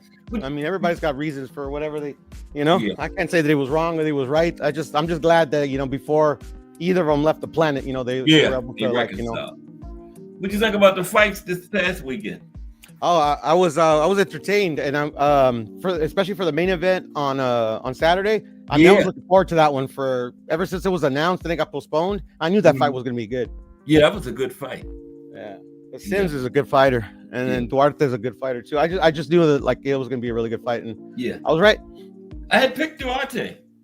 I did pick in that fight. It was 50-50 for me. No, yeah. And Regis and JoJo was a good one too, man. It was. That was the one that like I picked JoJo, but I also picked JoJo and like I didn't know how it was gonna play out. I just picked JoJo because I knew he had a chin, and all the fighters that I've seen him struggle throughout his career have been pressure fighters. Regis throws has a weird style, but he's never been like known for pressure. So I was like, okay, that's not necessarily why I thought JoJo was gonna win. I just figured Regis hadn't looked good, you know. Like JoJo's looked better than even though he's got knocked out, he's looked better in my opinion than the Regis. So that's just like okay, I'm gonna pick JoJo in 12, but you know they could have. I mean, I was like because either guy could have won, you know. But who did you have winning though, Kat? I had picked Regis. Yeah, but who did you won the fight? Hurt a lot lately though, you know. But I thought JoJo might get him out of there once the fight start playing out, you know. Yeah, especially like we heard him in the first round, but he just JoJo's never been known as a puncher. But he kept hurting him, you know. Yeah, but that's the thing, you know, like you gotta. But you know what? It kept happening a lot toward the end of the round too. Did you notice that? I did. Round right at the end, man. I did. He had like less than like 15, 20 seconds. Yeah, Regis was saying that like. I'm sorry. For a little more time, a couple of those rounds, he might have got Regis. That's a possibility. But at the end of the day, you know, sometimes they're just like the fighters will say, "Oh, I look like," but what Regis said after the fight is that because of his style and the way kind of like how he's kind of like sometimes off balance. He says that's why he looked the way he looked. He said, but he did acknowledge though in the first round he was hurt. Oh yeah, you know, he was. Yeah, but so I can believe him. But at the end of the day, you know, he did knock him down, so it could be whatever. Yeah, he did. But also the way I saw it is that JoJo's never been known as a puncher, even though he doesn't tickle. And also, like literally, the reason Regis was like, JoJo was getting tagged up from the beginning, and then I remember at times I'm like, JoJo, aren't you going to let your hands go? But then I saw his strategy is that Regis had the reach on him considerably. He was taller, so that adds to his reach. And literally, he was being effective in keeping that mid range, like literally, like. And JoJo knew that, so I think they probably did film on him beforehand, and they knew that, like literally, they weren't going to waste punches where they weren't going to connect. So he had to like literally. That's why he came in with the high guard, in my opinion, so he can, you know, parry as many, block as many punches as he can, and once he gets into his range, let his hands go, and he did, and he, you know, hurt him. It worked. It worked. It was working for him. It was a good game plan. Yeah, it was working for him. Yeah. Yeah, that first round, I thought that was the worst he had him hurt. That first time. Yeah. That's that. Regis admitted that as well. Yeah, no, he was. I remember because like I'm like, damn, JoJo, come on, because I still didn't see that. It was the first round, so you still couldn't really see the game plan. But then when he rocked him, I got up on my seat because I, like, damn, JoJo, get him. He just couldn't. Yeah. Because I like both fighters. I like JoJo and I like Regis. But yeah, I think they kept saying the loser would be finished. But I think JoJo earned another payday out of that. I wouldn't mind seeing him again. Yeah, I thought the loser would be finished as well. The only thing is I didn't expect this type of fight. Yeah. Like they both didn't look shot to me, Yeah, going in. But I think going in, I didn't know. I wouldn't say that I thought they were shot, but I just didn't know. I didn't know. I did too. But after the fight, I think it changed a lot of minds about him, Yeah, no, for sure. Like, that's why, like, especially like when for a fan like me to determine if a fighter, especially a fighter coming off, maybe like off of a bad stretch, because I think JoJo's like 2-7 in his last 9 fights or something like that. Something like so that. Until they because sometimes a lot of those fights, for me, in my personal opinion, JoJo got robbed. JoJo got robbed from this one comeback fight after the Cepeda fight, I believe. Yeah. Duarte knocked him out, so there was like literally no robbery. That was, he tried his best. It's just, like literally, like Duarte is a good fighter. And then I forgot who he fought before he fought Regis, and I thought he got robbed as well. So just bad luck, And then so literally, like, he hadn't looked shot to me previously. Neither had Regis, Mm-mm. So it's like, but they're very old, and especially they're fighting at a weight class that they're not accustomed to. So I just, knowing all those unknowns, like, I can't make a determination. Yeah, 140. What was that? 147? It was at 147. Yeah, I think they came below 147, but it was Right. contracted at 147. Yeah. I think they both came in like at 143 or 144, Something like that. 145, something like that. Yeah. What up, Crush? Oh, is Crush up? Oh, okay. Yeah, I saw him in the chat. Okay. Yeah, Crush is in the chat. Yeah, I thought I missed somebody in the back. Yeah, no, I can't see him. Only you can. But I just saw him in the chat. Yeah, that was like 15 minutes ago, though.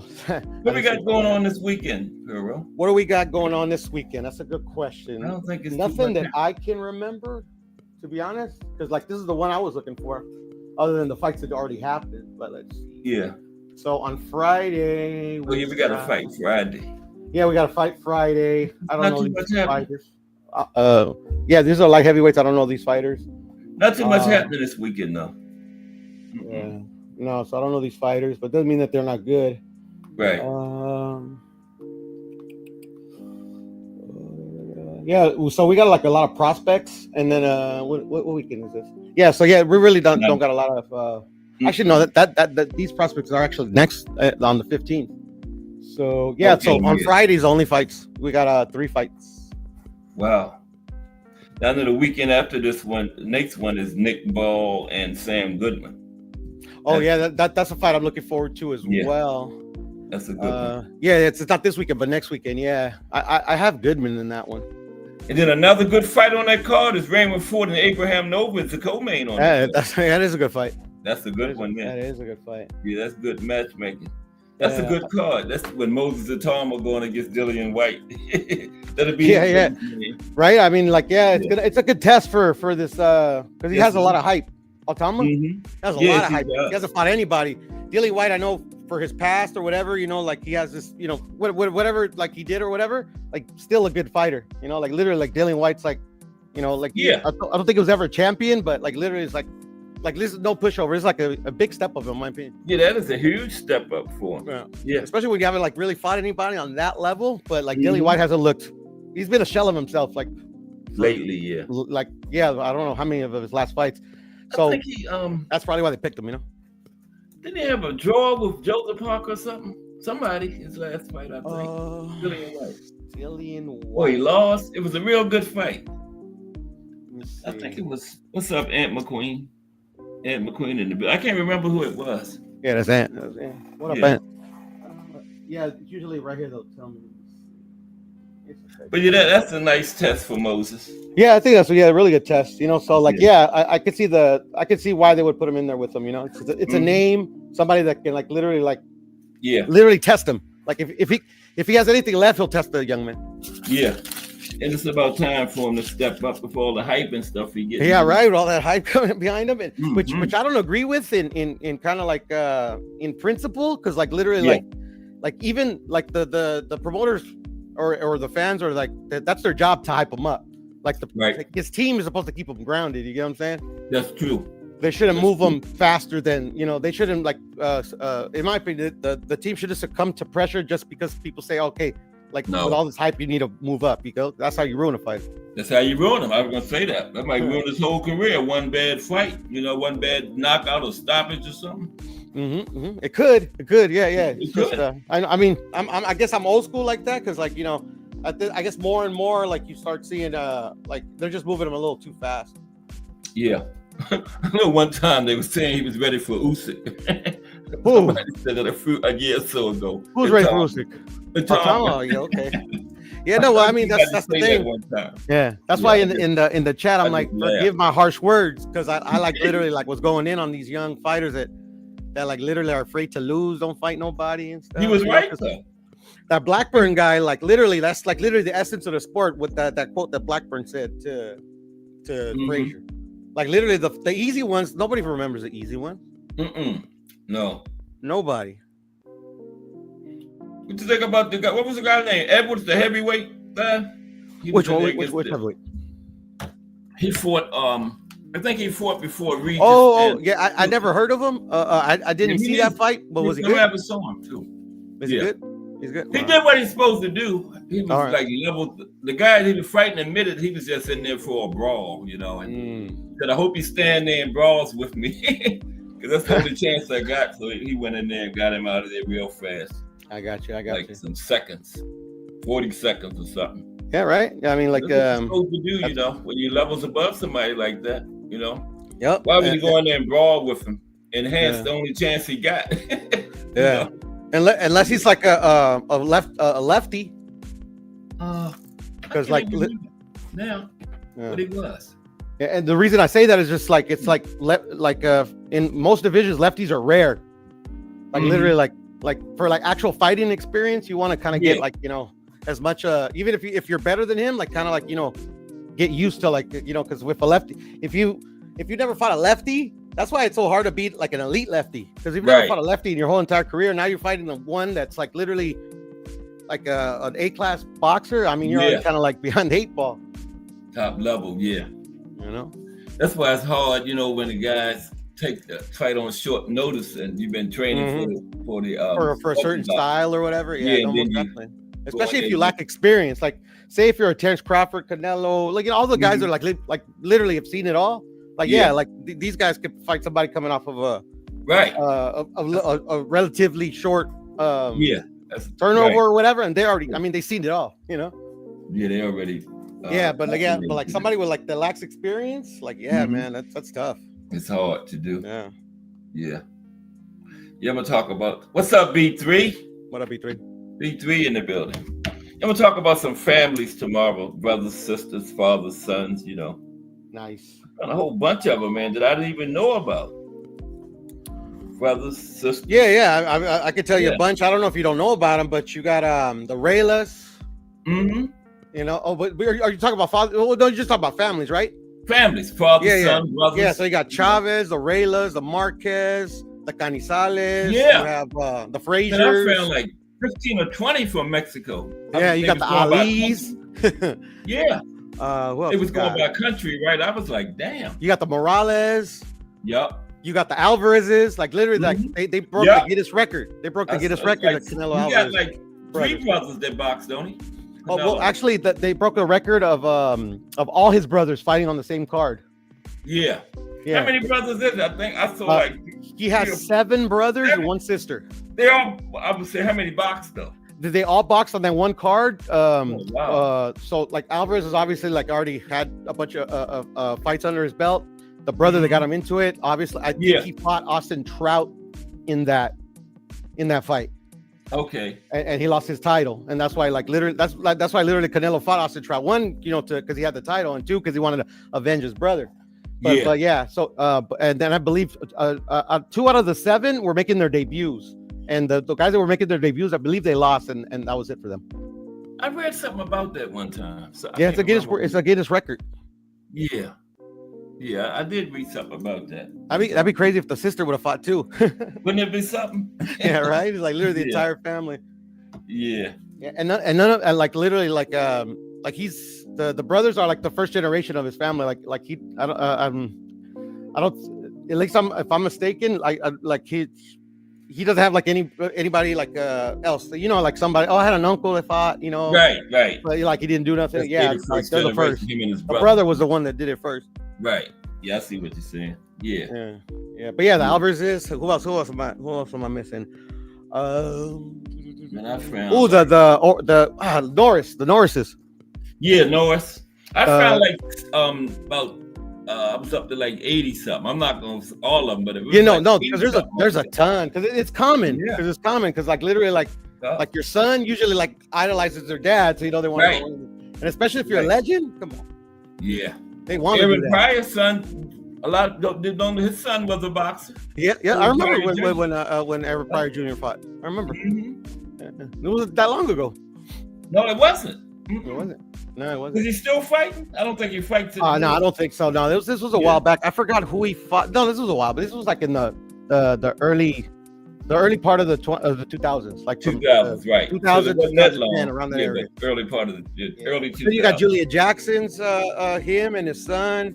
You got Yeah. Eubank, Ben, and son Ben's. yeah, Mhm. and now you Oh, got gotcha. the Hameds, like Nassim Hearns? Hamed, his son. You know, Tommy Hearns had a brother. Tommy Hearns. Yeah. Yeah, I didn't know that before Saturday. I found that saw out on that. the Mike Tyson's podcast a while back. I did not know that. Mm-mm. I didn't know it either. And you know what else? Hmm. That I read that Tommy Hearns fought his brother. Oh, really? Yeah, Probably the amateurs, huh? and the amateurs. Mhm. Yeah. Well, I mean, it's not common, obviously, in to fight your brother in the pros. You know, Right. that's kind of like the one rule that like literally like Yeah. it's like it's unspoken, but it's like the one rule. Yeah, okay. Yeah, You you're know, not gonna do but that. you hear like tons of stories of them like sparring, like right. brothers spar, Like or that, even yeah. brothers fighting in the amateurs. But it's Mhm. always like the mothers that are like, yeah, please never fight your brother. Yeah, like the for, Klitschko you know, brothers. or whatever. Yeah, the The Klitschko mother brothers. made Yeah, him promise yeah, not to yeah. fight each other. Yeah, because an interesting thing, I was listening to a Marquez do a podcast a long time ago, when like the podcast first started going. Yeah. The Marquez brothers have a sister, Okay. and that she boxed as well. Like she didn't Oh, really? box she didn't box in the amateurs or turn pro or anything. But like the dad was a former boxer, so he just taught Okay. all of his kids. So literally, like the sister would spar with them when they were very little. Wow. Yeah, when they were like 10 and stuff, like they would Yeah. like, literally they would all spar. Not the girl wasn't excluded. and it's funny because Marcus says like at one point, well, because I think she was a little bit older, so Yeah. she was like a bit bigger than him. Like she used to kick his ass initially. Yeah, You know, no, I think I heard him say that one time that his sister. yeah. I heard it in I remember something like that. Yeah. Yeah. So I just thought that was pretty funny. Yeah, she used to beat him. Yeah, he's beat him up. You know, experience, right? Size. You know, it's not the end all be all, but it matters. She just didn't stick with it and go to the level him and his Rafael. No, yeah. I think she just literally did it because to help out her brothers. I think, and that Okay. was just, literally that was when like she was like teenagers and when they were kids, Yeah. like literally they were kids. Mm-hmm. And their brothers both made it big. Yeah, no, the brothers are both in the Hall of Fame. Hall of Famers. Yeah. Yeah. Wow. I wonder how many families are in the Hall Like of Fame. that. That's a good the rarity question. right there. That's the Yeah, rarity that's a right good there. question. Yeah, how many brothers in the Hall of Fame? I'm gonna have to try to see if I can. That is something to look into. Yeah. Yeah. Because it's the Marquez and then the Mayweathers, Roger Yeah, and Ray Leonard. is Roger in Remember? the Hall of Fame? Mayweather. I don't know. I don't think so. You I don't think so. I don't know. That's a good I question. think I actually think he might be, but if he is, the Mayweathers, Yeah. at least as a coach, I think so that counts. Trainer. Yeah, that counts. Yeah, He should be at least as I a think he's trainer. in. Yeah. Yeah. I Definitely. think he should be in the Hall of Fame as a boxer as well. I mean, like he had an excellent career. Yeah. But definitely as trainer, he should be in there. Yeah. And like you said, that counts too. Yeah. No, it does because they let in the trainer, and then they have like the they let in writers and stuff. It's not I just know. I know. It's anybody that made a mark in the sport, Yeah. Sugar Ray Leonard brother box. He's not in the Hall of Fame, but yeah. I forgot what his brother was named. Roger. Was it Roger? Oh, it was Roger. Yeah, I remember. I can picture his face in my head. I just don't remember his name.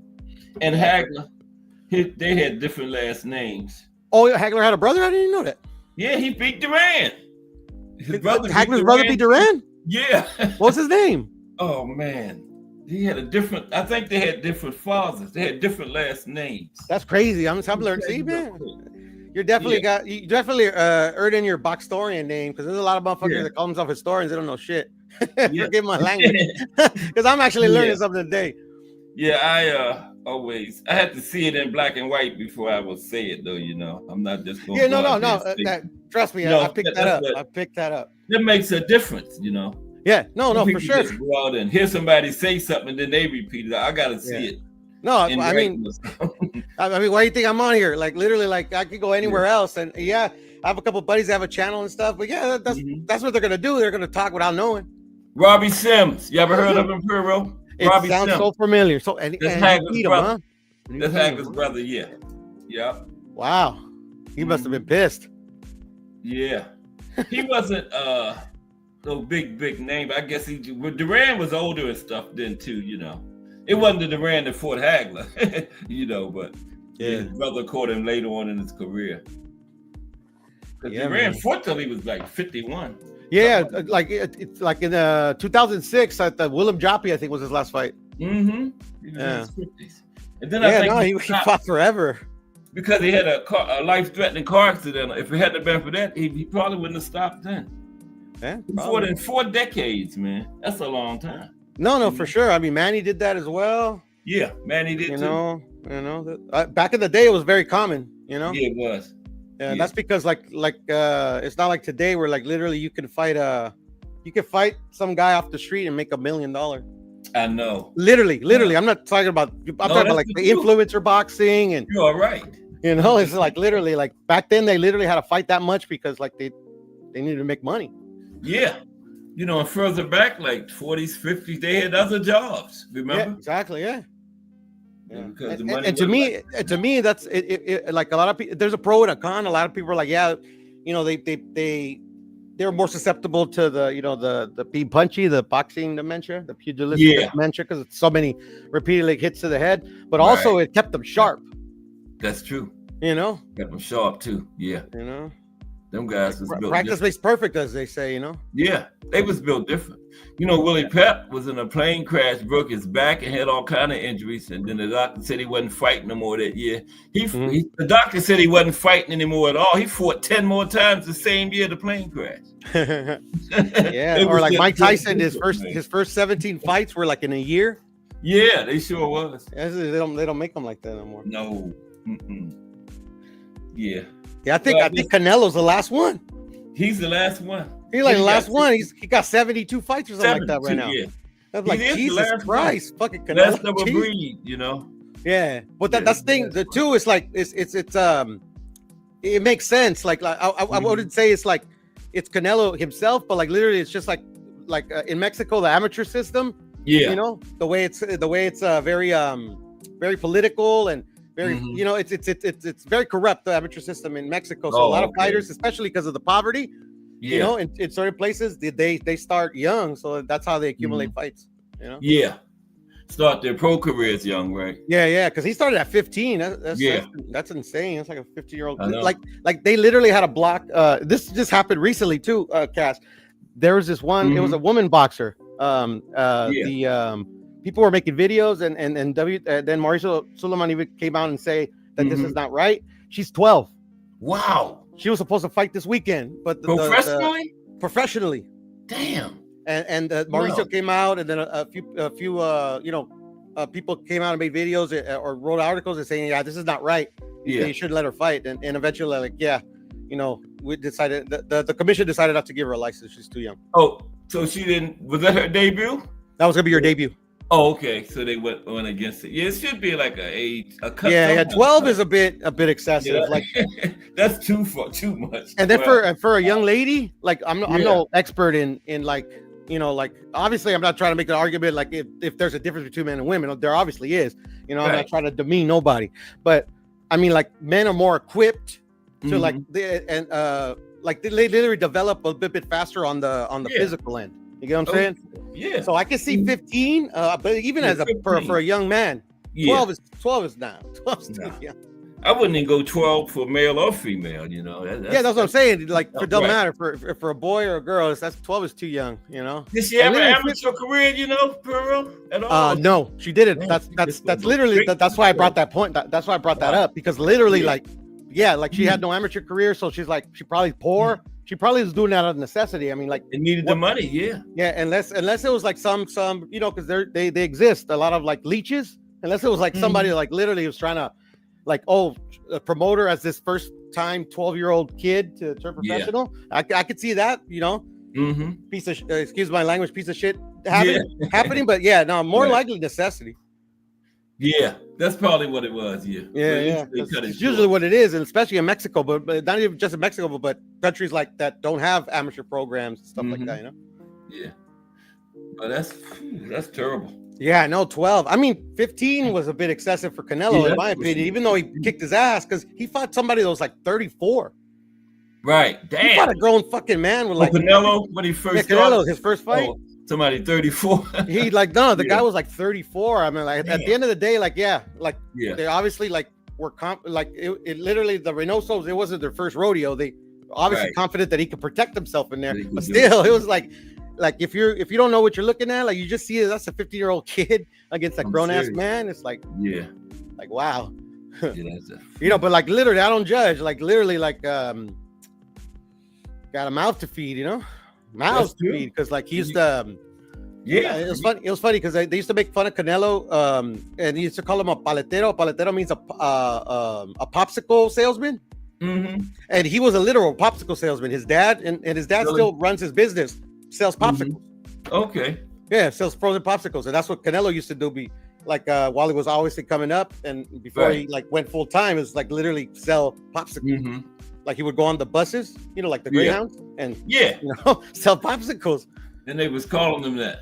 So they were like, I remember like people like to talk shit or whatever, just hate in general. They're like, Canelo's a hype job.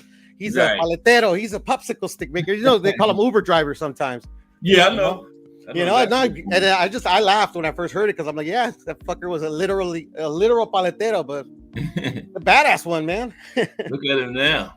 Yeah, I heard look at like $500 million or something. I think I read that yesterday.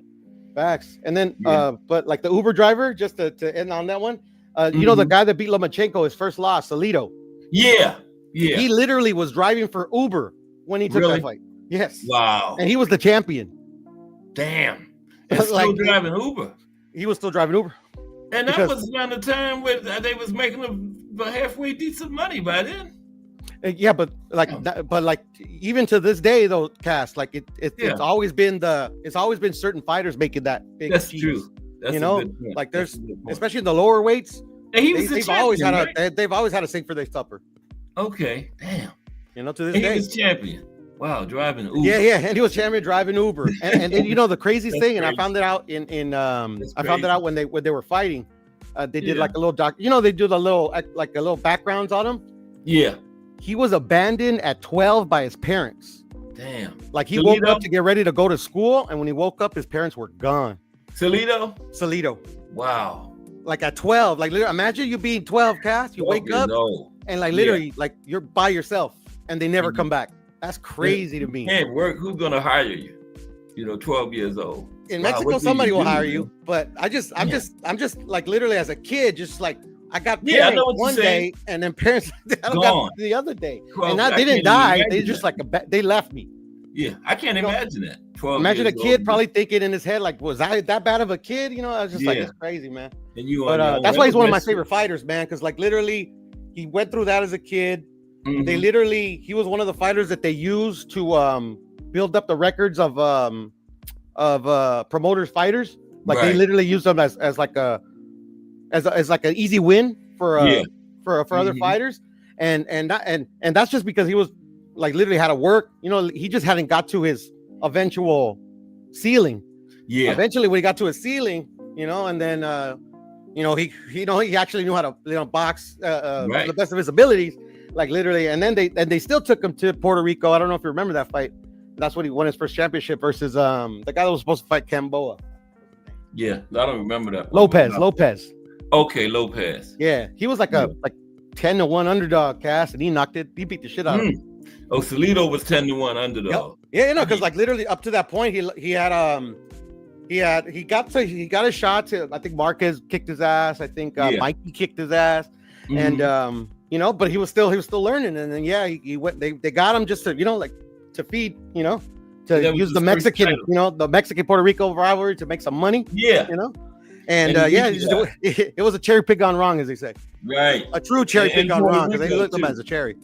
In Puerto Rico too. Puerto Rico, and then he went back and did it again. Yeah, that was his first title. Wow. Yeah, that's why I respect that man a lot, man. It's just like, to me, and that's why I kind of initially hopped on to tell you too, Cass, like the Sims and Duarte, like literally, like they got very little. Nobody was even talking about that fight. I know. I was hearing people saying that, that fight doesn't interest me too much. I don't think it's gonna be a good fight, And like literally, like those type of fighters, I knew it was gonna be a good fight because like literally, like they both had losses. They've both already shown that they've learned from their losses. Yeah, I know this fight's gonna be good. It's both gonna be was hungry, two top contenders, like literally in their primes. I already knew it was gonna be good. Yeah, those type of fighters like Salido and Sims and Duarte is why I still watch boxing.